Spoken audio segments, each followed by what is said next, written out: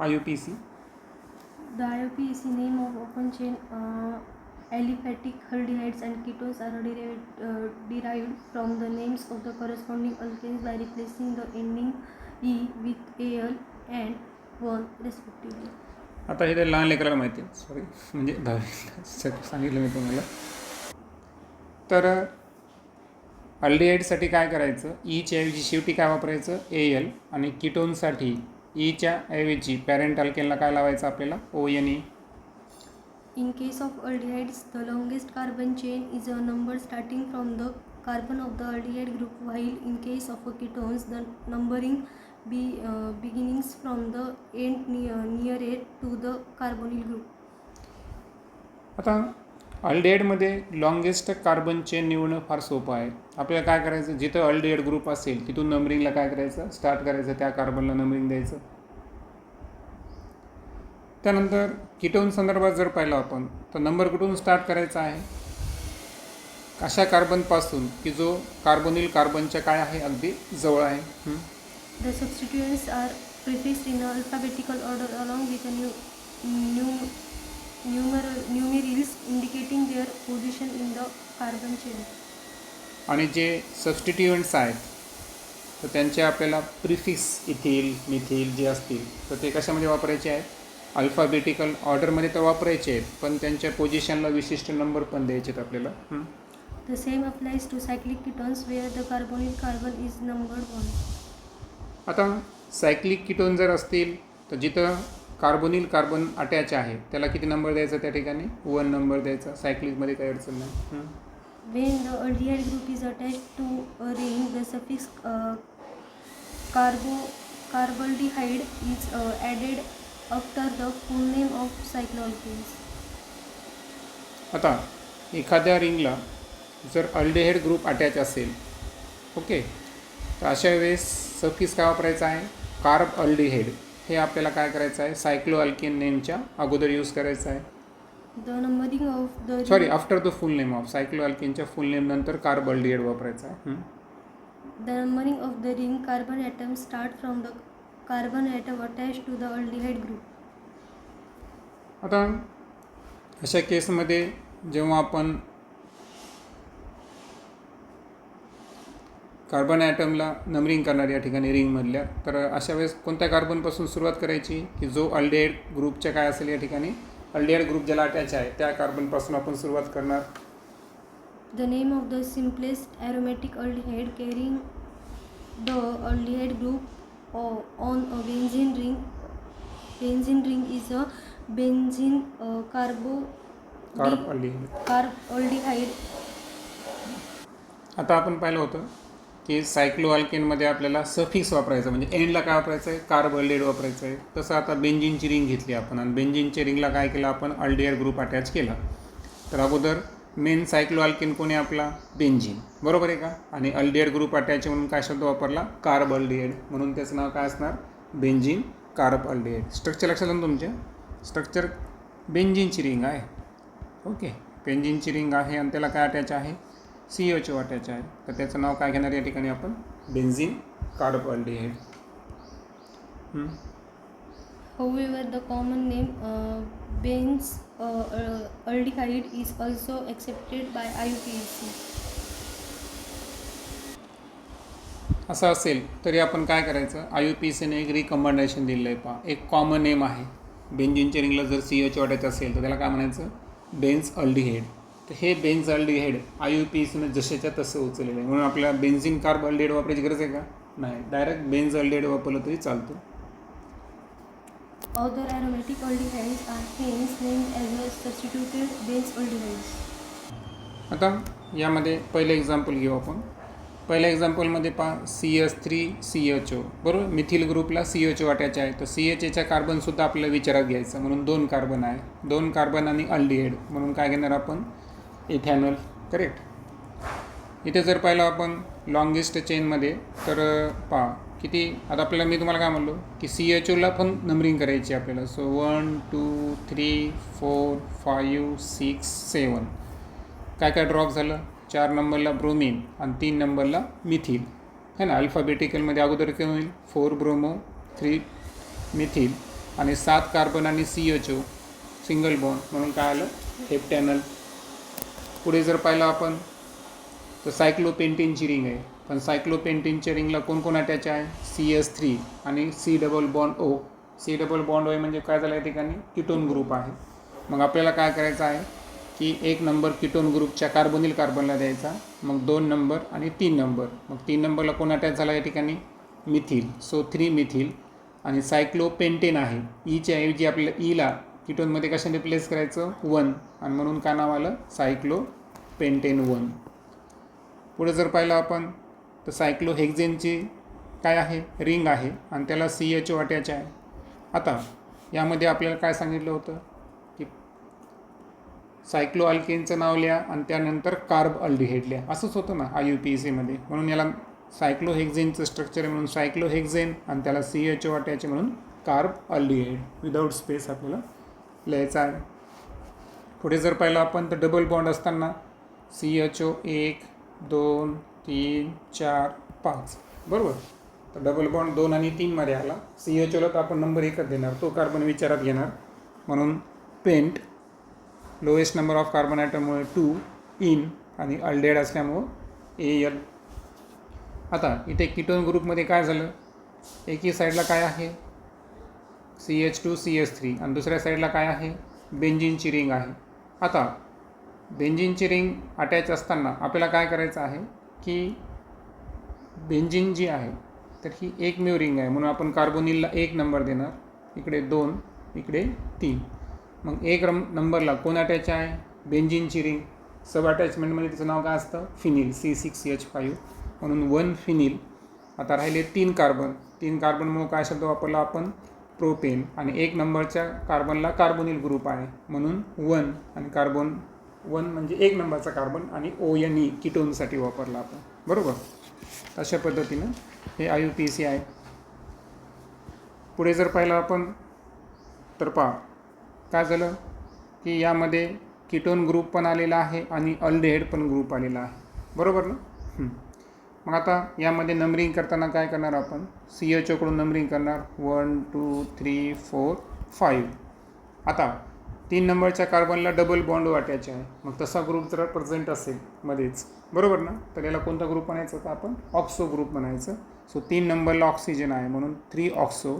मग 5 कार्बन आणि single bond म्हणून पेंटेन आणि अल्डिहाइड असल्यामुळे ईच्या ऐवजी काय घेतलं AL म्हणून नाव काय आलं 3 ऑक्सो पेंटेनल. त्यानंतर पुढं पाहत आता इथे C डबल बॉन्ड आलेला आहे, पण कुठेही राईट किंवा लेफ्टला CHO ग्रुप आहे का नाही, म्हणजे याचा अर्थ काय करू शकतो आपण याला कीटोन कन्सिडर करू शकतो. मग आता कीटोन करून कन्सिडर असताना हे सिमेट्रिक आहे, नंबरिंग कुठूनही करा काही अडचण नाही. नंबरिंग करताना 1 2 3 4 5 बरोबर.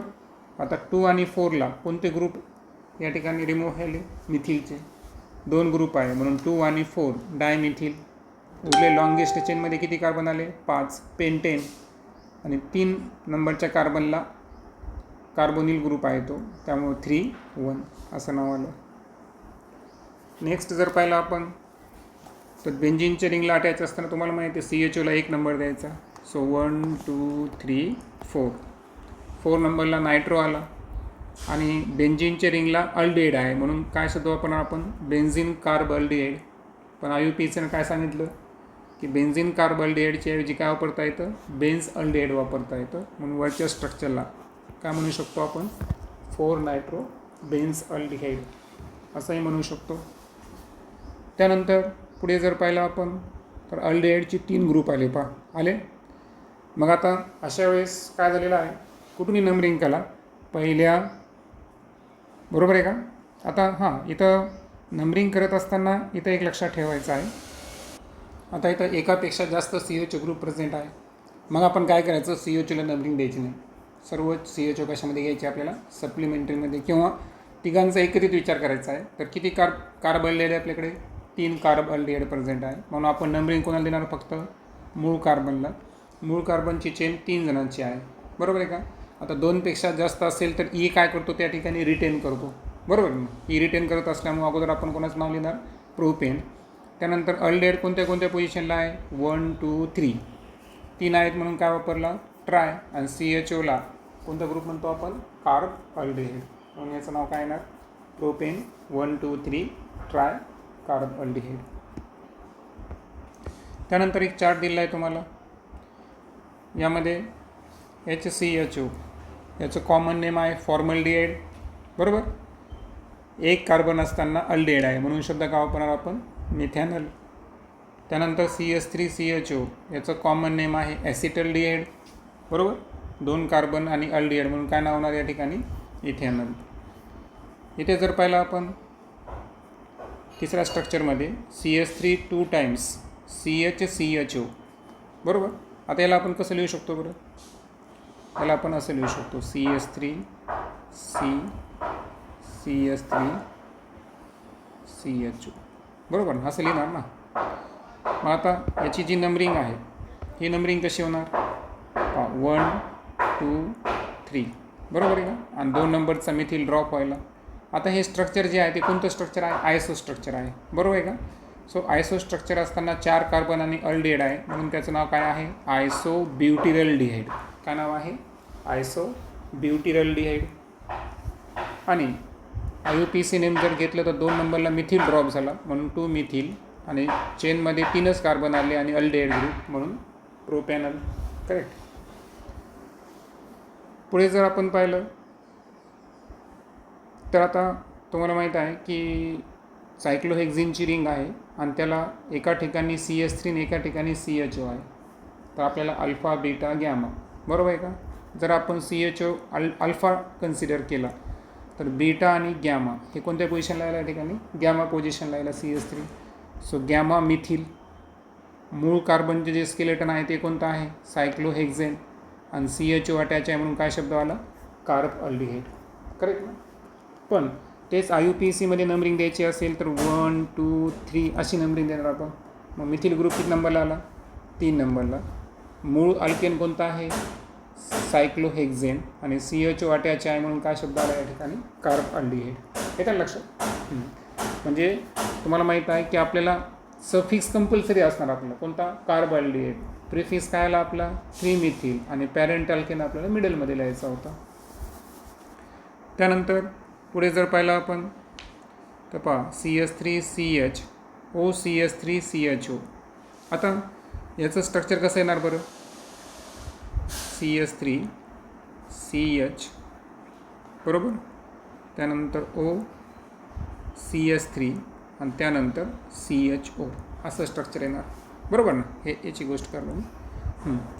मग आता यामध्ये जो OCS3 आहे, ओके, तर हा जो मिथॉक्झी अटॅच आहे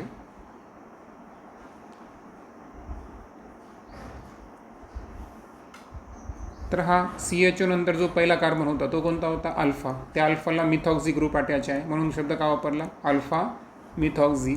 आणि त्यानंतर 3 कार्बन असल्यामुळं त्या अल्डिहाइडला काय कॉमन नेम? प्रोपेनिओल्डिहाइड. काय नाव आहे? प्रोपेनिओल्डिहाइड.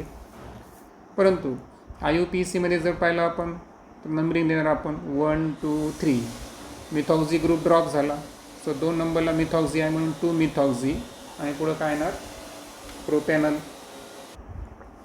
पुढे कार्बनची एक लॉंगेस्ट चेन दिली, डायरेक्ट नंबरिंग करायचं काम आहे. 1 2 3 4 5. 5 कार्बन आहेत, बरोबर. आता याचं कॉमन नेम आहे पहा व्हॅलेरल्डिहाइड. आणि IUPAC नेममध्ये 5 कार्बन आणि CHO म्हणून काय येणार? पेंटॅनल. त्यानंतर CH2 डबल बॉन्ड CHCHO. तर यामध्ये आपण 1 2 आणि 3 अशी नंबरिंग करणार, बरोबर. तर डबल बॉन्ड 2 आणि 3 मध्ये आलेला आहे. 3 कार्बन असताना त्याचं नाव कॉमन नेम कोणतं आहे? ॲक्रोलिन. परंतु IUPACमध्ये पहा 2 आणि 3 मध्ये आहे. 3 कार्बन असल्यामुळं प्रोप. डबल बॉन्डची पोझिशन 2 इन आणि अल्डिहाइड असल्यामुळं AL. त्यानंतर बेंझिनची रिंग जी आहे त्याला 1 आणि 2 नंबरला 2 CHO अटॅच आहेत तर त्याचं कॉमन नेम आहे थॅल्डिहाइड. आणि राहिला प्रश्न IUPAC तर ती बेंझिनची रिंग आहे. ई रिटेन काऊन झालं?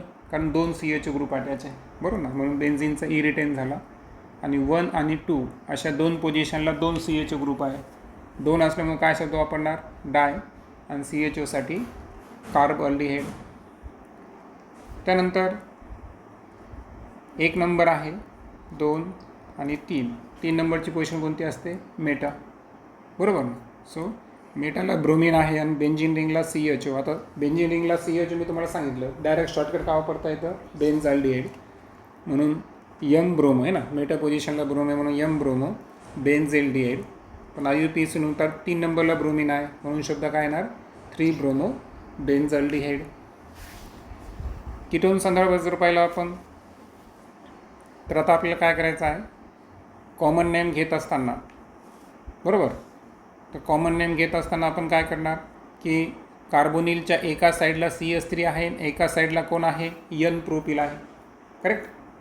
मग आता C डबल बॉन्ड ओच्या एका साईडला CH3 आणि एका साईडला कोण आहे, N प्रोपिल, म्हणून शब्द काय आला, मिथिल N प्रोपिल कीटोन. पण IUPAC नंबरिंग देताना आपण काय करणार, याला 1 नंबर, याला 2, याला 3, याला 4 आणि याला 5. किती कार्बन झाले, 5 म्हणून आपण पेंटेन. आणि कार्बोनिल कार्बन किती नंबरला आहे, 2 नंबरला, आणि C डबल बॉन्ड वाट्याचे आहे म्हणजे काय घेणार आपण, 1, म्हणून नाव काय आलं, पेंटेन 2,1. त्यानंतर पुढचं जे स्ट्रक्चर आहे ते आपल्याला ड्रॉ करावं लागेल. तर ड्रॉ करत असताना आपण काय करावं लागेल की जो CH आहे तर या साईडला पण CH3 आहे आणि वरच्या साईडला पण CH3 आहे, बरोबर. CH घेतला, त्यानंतर C डबल बॉन्ड O, त्यानंतर पुन्हा CH, वरती एक CH3 घेऊ आणि इकडे एक CH3 घेऊ, करेक्ट. मग आता यामध्ये पहा, आता CH3 CH3 आणि CH3 CH3, इकडे पण आयसोप्रोपिल आहे, इकडे पण आयसोप्रोपिल आहे, है ना. C डबल बॉन्ड ओच्या दोन्ही साईडला काय आहे पहा, हा पण आयसोप्रोपिलचं स्केलेटन आहे, हे पण आयसोप्रोपिलचं स्केलेटन आहे, म्हणून कॉमन नेममध्ये काय घेतलं, डाय आयसोप्रोपिल कीटोन. आता IUPAC नेमिंग करताना सिमेट्रिक आहे, त्याच्यामुळे नंबरिंग कुठूनही करा. नंबरिंग मी इथून करतो, 1 2 3 4 आणि 5. तर ड्रॉप कोण झाले, 2 नंबरला आणि 4 नंबरला 2 मिथिल ड्रॉप झाले, म्हणून 2 4 डाय मिथिल. आता लॉंगेस्ट चेनमध्ये किती कार्बन आहे, 5, पेंटेन. 3 नंबरला C डबल बॉन्ड O आहे म्हणून 3 1. पुढे जर पाहिलं आपण सायक्लोहेक्झेनचं स्ट्रक्चर आहे, पण त्याला C डबल बॉन्ड O, त्याला 1 नंबर द्यावा लागेल, 2 नंबरला मिथिल. आता कार्बोनिल कार्बन नंतर जो पहिला कार्बन असतो तो कोणता असतो, अल्फा कार्बन असतो, बरोबर ना. मग हा जो अल्फा आहे तर अल्फाला मिथिल आहे म्हणून अल्फा मिथिल, बरोबर. रिंग कोणती आपली, सायक्लोहेक्झेनची आहे, पण त्याला कीटोन ग्रुप आठवायचे म्हणून काय नाव येणार, सायक्लोहेक्झेन 1. आणि राहिला प्रश्न IUPACमध्ये, तर 2 नंबरला मिथिल आला म्हणून 2 मिथिल, सायक्लोहेक्झेन आणि 1. आता इथं 1 का, कारण रिंगमध्ये आपल्याला कीटोनला एकच नंबर द्यायचा असतो, त्याच्यामुळे ते मेन्शन करायची गरज आहे का, नाही, म्हणून 2 मिथिल सायक्लोहेक्झेन 1. आणि राहिला शेवटचं स्ट्रक्चर, ते सुद्धा आपल्याला ड्रॉ करावं लागेल. सो यामध्ये जे कार्बन आहे त्याला CH3, त्यानंतर double bond CH, C double bond O, CH3, अशा पद्धतीचं स्ट्रक्चर आहे. आता या स्ट्रक्चरला कॉमन नेम आहे मेझिटिल ऑक्साईड. मेझिटिल ऑक्साईड नाव आहे. IUPAC घेत असताना आपण काय करणार, जिकडून कीटोन जवळ आहे तिकडून नंबरिंग करणार. सो 1 2 3 4 5. 4 नंबरला मिथिल ड्रॉप झाला म्हणून 4 मिथिल. नंतर 5 कार्बन आहे म्हणून पेंट. डबल बॉन्ड 3 आणि 4 मध्ये आहे. लोएस्ट नंबर कोणता आहे, 3. डबल बॉन्ड असल्यामुळे EN. 2 नंबरला कीटोन ग्रुप आहे म्हणून 2 1. ओके, सो नाव आलं 4 मिथिल पेंट 3 इन 2 1. त्यानंतर आहे structure of carbonyl group. The carbonyl carbon atom is sp2 hybridized and forms 3 single sigma bonds. आता कार्बोनिल कार्बन जो आहे तर हा याचं एक वैशिष्ट्य असतं की हा sp2 हायब्रिडाइज असतो, कारण त्याच्यात 2 अटॅचमेंट कोणासोबत आहे, ऑक्सिजनसोबत. आणि त्या ठिकाणी तो किती सिग्मा बॉन्ड तयार करतो, 3 सिग्मा बॉन्ड तयार करतो. एक ऑक्सिजनसोबत आणि दोन कार्बनसोबत. The fourth valence electrons of a carbon remains in its p orbital and forms a pi bond with oxygen by overlap with p orbital of an oxygen. आणि जो चौथा व्हॅलेन्स इलेक्ट्रॉन आहे कार्बनचा, तर हा रिमेन कोणत्या ऑर्बिटलमध्ये असतो? पी ऑर्बिटलमध्ये असतो आणि तो ऑक्सिजनसोबत काय तयार करतो? पाय बॉन्डचं फॉर्मेशन करतो. आणि यावेळेस ऑक्सिजनचे सुद्धा कोणतं ऑर्बिटल असतं? P orbital. सो पी पाय हे ना, अशा पद्धतीचा पाय बॉन्ड आहे. सो ओव्हरऑल जर पाहिलं आपण तर आपल्याला असं म्हणता येईल की जे कार्बन आपण घ्यायलो, okay, so C double bond O है ना, इकडे एक कार्बन आणि इकडे एक कार्बन असंच ना. तर हा झाला पहिला, हा झाला दुसरा आणि हा झाला तिसरा सिग्मा बॉन्ड. आणि हा जो दुसरा बॉन्ड आहे हा कोणता बॉन्ड असतो? पाय बॉन्ड असतो. In addition, the oxygen atom also has two non-bonding electron pairs.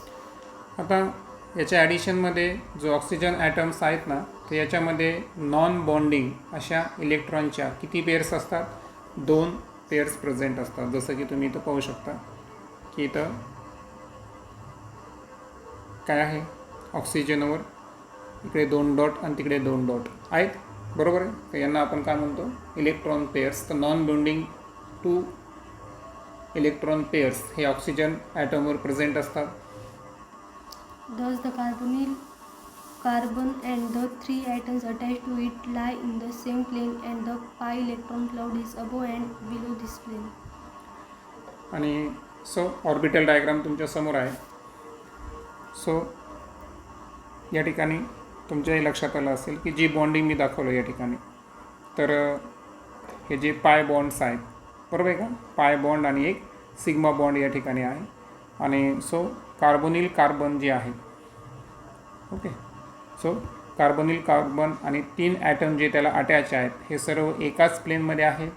आणि पाय इलेक्ट्रॉन क्लाउड जर पाहिला आपण तर या प्लेनच्या कुठं आहे? अबो आणि बिलो आहे, बरोबर.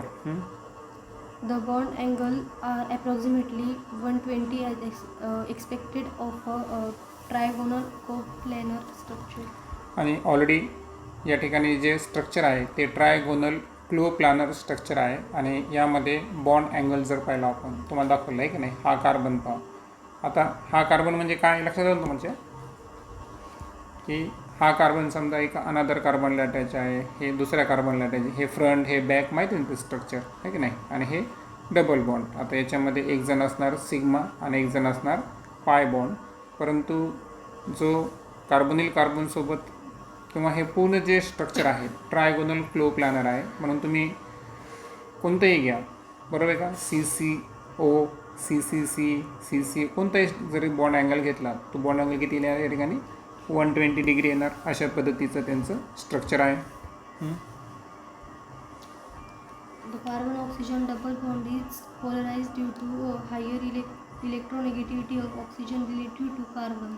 आता कार्बनपेक्षा ऑक्सिजनची इलेक्ट्रोनिगेटिव्हिटी ही हायर आहे, कारण ऑक्सिजन हा पिरियडिक टेबलमधला सेकंड मोस्ट इलेक्ट्रोनिगेटिव्ह एलिमेंट्स आहे फ्लोरीन नंतर. आणि दॅट्स वाय इलेक्ट्रोनिगेटिव्हिटीमध्ये जास्त डिफरन्स जर असेल तर अशा वेळेस त्या ठिकाणी काय घडून येतं? पोलरायझेशन. आणि म्हणून कार्बन ऑक्सिजन जे डबल बॉन्ड आहे हा पोलराइज आहे. Hence, the carbonyl carbon is an electrophilic Lewis acid and a carbonyl oxygen a nucleophilic Lewis base center. आणि याच रिझनमुळं जो कार्बोनिल कार्बन आहे, तर कार्बोनिल कार्बनला काय कन्सिडर केलेलं आहे? इलेक्ट्रोफिलिक. म्हणजे तो कोण आहे? Lewis acid. आणि जे कार्बोनिल ऑक्सिजन आहे तो स्वतः कोण आहे? न्यूक्लिओफिलिक, बरोबर आहे का? ज्याच्यावर जास्त निगेटिव्हिटी तो न्यूक्लिओफायलिक, बरोबर. आणि ज्याच्यावर पॉझिटिव्हच्या लेस इलेक्ट्रोनिगेटिव्ह असेल तो काय असतो? इलेक्ट्रोफिलिक असतो. त्याच्यामुळं कार्बन या केसमध्ये लेविस ॲसिड असणार आणि ऑक्सिजन काय म्हणून कार्य करणार? Lewis base. Carbonyl compounds have a substantial dipole moments and were polar than ethers. आणि ओव्हरऑल जर पाहिलं आपण तर जेवढे काही कार्बोनिल कंपाऊंड्स आहेत तर त्यांच्यामध्ये आपल्याला डायपोल मुवमेंट दिसून येईल आणि त्यांची पोलॅरिटी ही इतरपेक्षा कशी आहे? हायर आहे. The high polarity of the carbonyl group is explained on the basis of resonance involving a neutral A and B dipolar B structure as shown.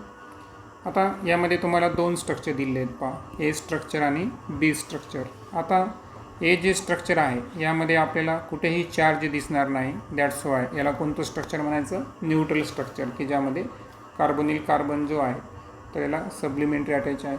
परंतु दुसरं जे स्ट्रक्चर आहे ते कोणतं स्ट्रक्चर आहे, डायपोलार स्ट्रक्चर आहे. आणि यामध्ये तुम्ही स्पष्ट पाहू शकता की ऑक्सिजन जो आहे तर याच्यावर काय आहे, निगेटिव्ह चार्ज आलेला आहे. बरोबर का, कारण त्याची इलेक्ट्रोनिगेटिव्हिटी काय कशी आहे, कार्बनपेक्षा हाय आहे. आणि म्हणून हा जो ऑक्सिजन आहे तर हा ऑक्सिजन काय म्हणून कार्य करतो, न्यूक्लिओफिलिक. बरोबर, तर हा ऑक्सिजन कार्य करतो न्यूक्लिओफिलिक म्हणून. आणि याचं रिझन दिलं आहे तुम्हाला, लेविस बेस म्हणून कार्य करतो. आणि कार्बनवर जो पॉझिटिव्ह चार्ज आहे दॅट्स वाय तो कार्बन काय म्हणून कार्य करेल, या ठिकाणी इलेक्ट्रोफिलिक म्हणून कार्य करेल. आणि दॅट्स वाय हे तुम्हाला रेझोनन्स स्ट्रक्चर दाखवलं आहे त्या दोघांचं पॉसिबल. ओके, नेक्स्ट लेक्चरमध्ये आपण preparation of aldehydes and ketones या संदर्भात डिस्कस करू.